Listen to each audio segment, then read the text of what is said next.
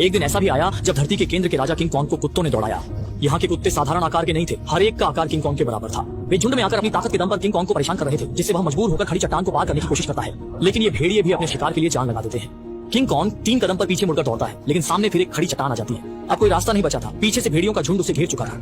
एक बड़ा भेड़िया सबसे पहले काबू नहीं रख पाता और ललचाने वाले भोजन की ओर झपटता है, लेकिन किंग कॉन्ग एक कदम पीछे हटता है और भेड़िया उसके द्वारा लगाए गए जाल में गिर जाता है। फिर वह एक पेड़ के तने को उठाता है जो बेलों से बंधा होता है और तने को खींचकर एक यंत्र चालू करता है, जिससे ऊपर से अनगिनत बड़े पत्थर गिरने लगते हैं।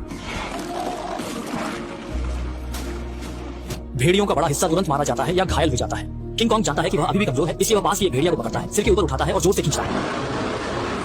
भेड़िया कमर से 2 टुकड़े हो जाता है। इस बार डराने का असर बहुत जबरदस्त होता है। बाकी बची सारी भेड़ियों की टांगें उसके डर से कांपने लगी और किंग कॉन्ग अपने बालों को खून से हरा होते देखता है, जिससे वह बहुत असहज महसूस करता है। सफाई पसंद होने के कारण वह तुरंत झरने के पास नहाने जाता है। नहाने के बाद 2 भेड़ियों को रात के खाने के लिए पकड़ता है, लेकिन जैसे ही वह खाने की तैयारी करता है, एक तेज चुभन वाला दर्द उसे घेर लेता है। असल में गोरिल्ला को भी दांत में कीड़ा लग सकता है और इस समय एक छिपकली उसका खाना छीनने आ जाती है। धरती के केंद्र में किंग कॉन्ग की हालत सच में खराब है। कभी भेड़िए पीछा करते हैं तो कभी खाना छीन लेते हैं, और अगर खाना है भी तो दांत दर्द के कारण खा नहीं सकता। अचानक किंग कॉन्ग को अपने जैसे किसी की चीख सुनाई देती है। वह उत्साहित होकर आवाज की ओर दौड़ता है। एक चक्कर लगाने के बाद वह थोड़ा निराश हो जाता है।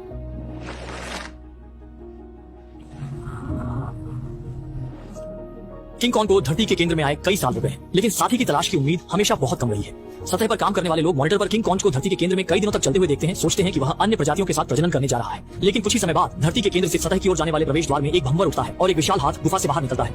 किंग कॉन्ग फिर से सतह पर लौट आता है। जब लोग बहुत चिंतित होते हैं तो वे देखते हैं कि किंग कॉन्ग एक छोटी पहाड़ी पर लेटा हुआ करा रहा है। उसका मुंह खुला है और एक कीड़ा लगा हुआ दांत दिखाई देता है। अब लोगों को आखिरकार किंग कॉन्ग के ऊपर आने का कारण पता चलता है। वे उसके शरीर में कई टन एनेस्थीसिया डालते हैं और फिर शहर के सबसे अच्छे दंत चिकित्सक को बुलाते हैं। एक बड़ी स्टील की रस्सी को किंग कॉन्ग के दांत पर बांधते हैं, फिर ट्रांसपोर्ट मशीन की पूरी ताकत लगाते हैं और एक दांत तुरंत उड़ जाता है। जब किंग कॉन्ग बेहोशी से जागता है तो पाता है कि उसके दांत 48,000 टाइटेनियम मिश्र धातु के फौलादी दांत बन गए हैं। 2 बार काटकर देखता है तो वे काफी मजबूत लगते हैं। इस समय पानी के नीचे 8 यंत्र चालू होते हैं। किंग कॉन्ग आलसी होकर उठता है और घर लौटने की तैयारी करता है। मानव फिर भी एंटी ग्रेविटी स्पेसशिप को चालू करते हैं। जैसे ही किंग कॉन्ग पानी में कूदता है, स्पेसशिप भी उसके पीछे जाती है।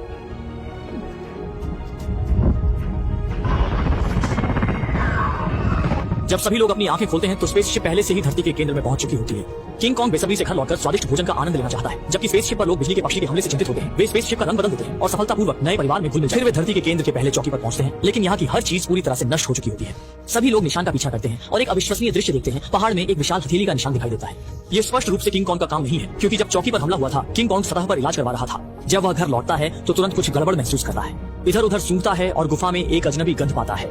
वह एक बड़ी चट्टान को हटाता है, अंदर छिपी हुई युद्ध कुल्हाड़ी निकालता है और गंध का पीछा करते हुए एक नई दरार तक पहुंचता है। किंग कॉन्ग बिना कुछ कहे सीधे कूद जाता है।